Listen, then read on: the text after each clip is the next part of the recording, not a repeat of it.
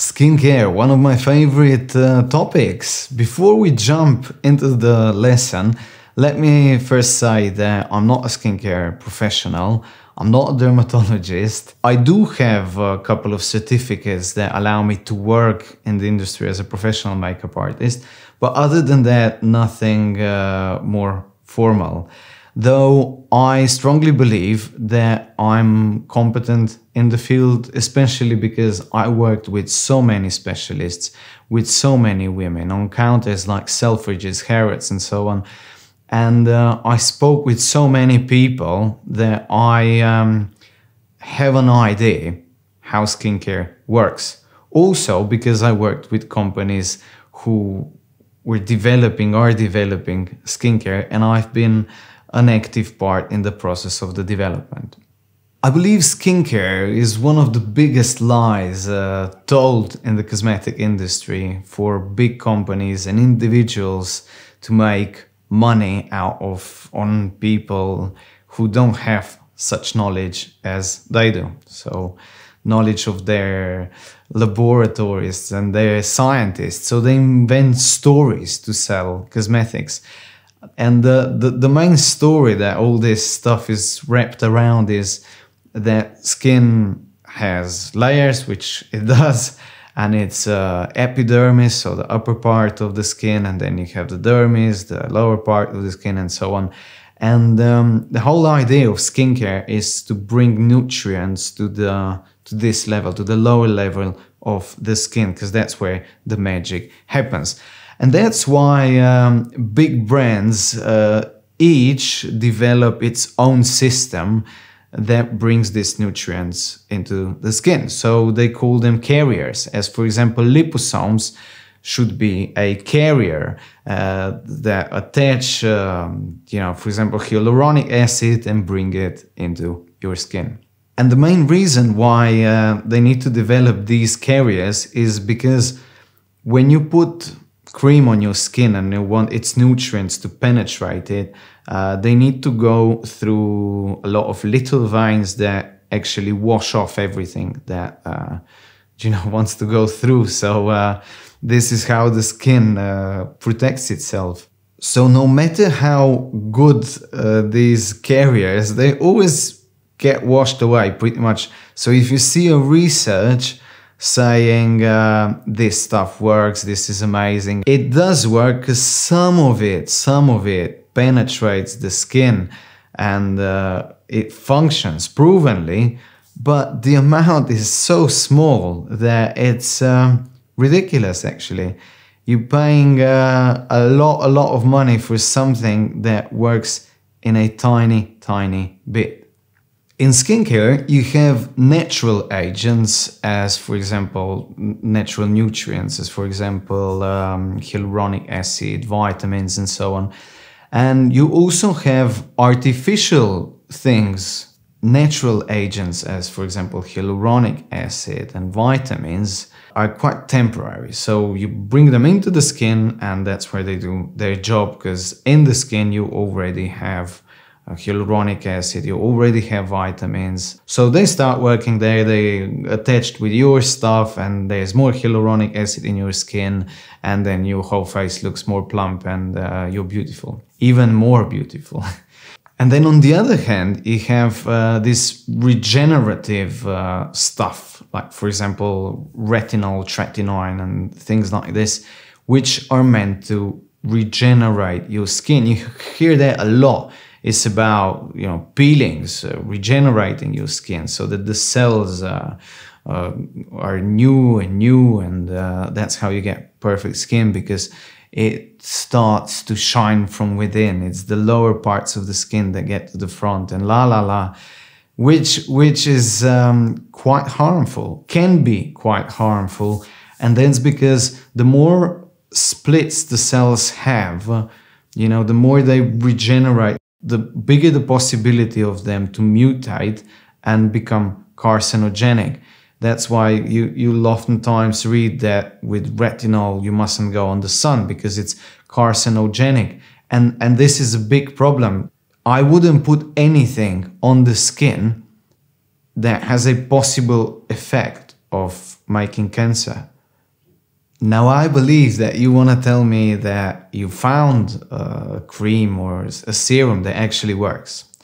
And yes, it might in a mechanical way.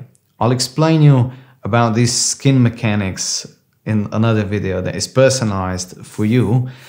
But my other answer to that is, have you tried without? You might be using a natural cream, for example, that gives you oil or protects your skin in a way, but your skin, being quite mechanical, might got used to it. And the more it did, the more you need that cream. So when you put it on, it actually gets better.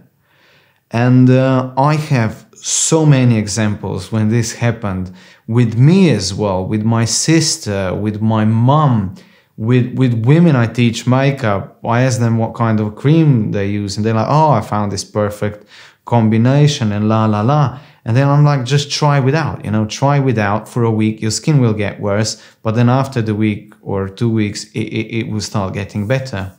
And it's true. It works in most cases. So you should try it as well, just cut off your routine, try without.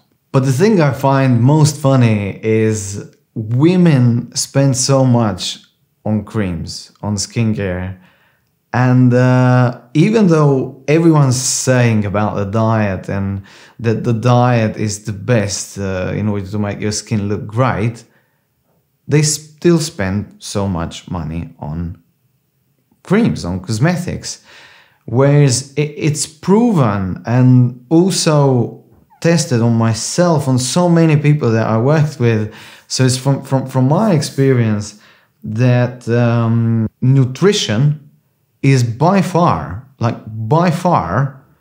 the best change that you can make for your skin. Well, that I've expressed myself bad, but if let's say like this, if there wouldn't be sugar, I mean your cells wouldn't get sugar, they wouldn't get fat, and there were no oxygen that causes burning, which is actually an illusion, right? But if there wouldn't be these three ingredients, your cell wouldn't get old. So it would just stay young forever. But obviously, there's this third thing that causes burning, and that's oxygen. But while reducing, these two, so it's sugar and fat, you get quite a healthy, longer living cell. And I'm talking about saturated fat here. So saturated fat causes the cell producing more energy, which results, and sugar as well, which results in sebum. So it makes oil. I'll give you an example. People are saying, oh, but chocolate's bad for you, it causes acne. It's not chocolate. By far, chocolate is actually good for your skin.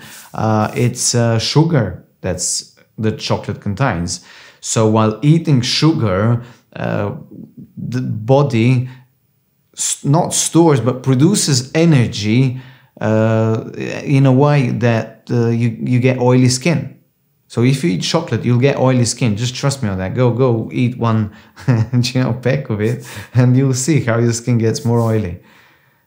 I have quite a lot of trouble with my skin. It's a naughty skin that I have, especially because it's dehydrated, and I suffered of acne as well. But then I realized how nutrition is connected, read a lot of things about it, and started exercise. Well, I mean, I was exercising all the way, but I combined all that and my skin improved so much. This skin that I have now is actually a consequence of really a lot of, good living. So like a nice way of living, a healthy way of living. And you can see on this side, look, especially here on the camera where the light falls a bit from an angle, so you see all the bumps and things. These are scars from acne, which are improving actually. They're getting better and better the more the moist my skin is, the more hydrated it is. So first of all is nutrition. I can't stress enough how nutrition and exercise is beneficial for your skin.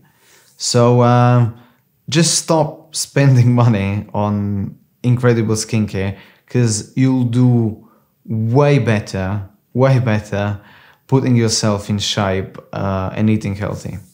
And I know everyone's saying this, I know it can be quite stressful as well, but hey, you know, it depends what you want to do in life, whether we want to spend money, an enormous amount of money on something that on a long run won't work that much, or you can take action now and it will really show. It will really show in the long run, especially when you're older.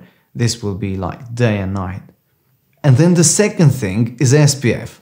So I've been working in Slovenia, my country, where people like to be tanned, and women go to the seaside and just they bake there. And I've worked in all the ex-Yugoslavian countries and Romania and so on, where being brown, in Italy especially, is the thing.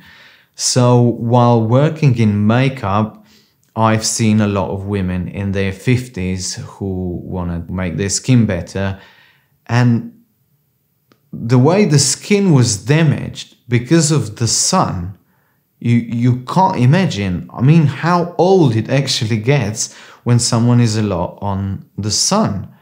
And you actually need to see it to believe it. So while I was working in England, the first time I flew there and started working in Harrods, Harrods is a very prestigious store. There were ladies, so royal ladies, who were always under the umbrella with big hats coming on my counter, and their skin was like milk. And when I asked them what are they doing so that, because their skin is that beautiful. First of all, England doesn't have a lot of sun.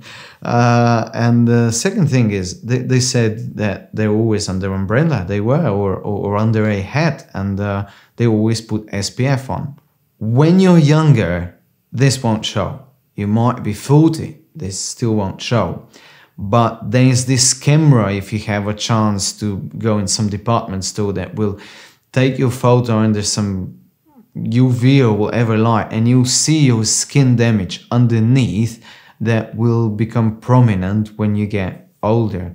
And I've seen my skin damaged here, so because the sun falls like this through my lenses, and it's concentrated UV light, so here I'll have 2 circles of pigmentations actually, and it's horrible to see. That's why I encourage you to wear hats and put yourself under, under an SPF or an umbrella. I find that quite sexy actually. I mean, I love big hats. I think they're incredible. And one thing that you can do as well, so that I prove my point, is if you lift your belt here, check how your skin is, because there it was never under the sun, except if you've been on a nudist beach. There the skin's just not wrinkled. So, I mean, you need to be slightly older to see your skin wrinkling, but still, there the skin is so pure, and it would be like this on your face as well if you wouldn't expose it to the sun. So the funny thing is that we actually need sun, because that's how we produce D vitamin and so on. First of all, you can get, and you should get, D vitamin in little containers as addition to your nutrition, but there's always a limit on how long you should be on the sun. And 10 minutes per day like this on a beach at hours that are still perceived as safe will give you by far enough D vitamin you need to function properly, and so that your bones become harder. But not everything is that black, not everything is so complicated. As I said, skin is a mechanical thing, therefore check that video below where I'll give you personalized information, personalized advice on how to treat your skin.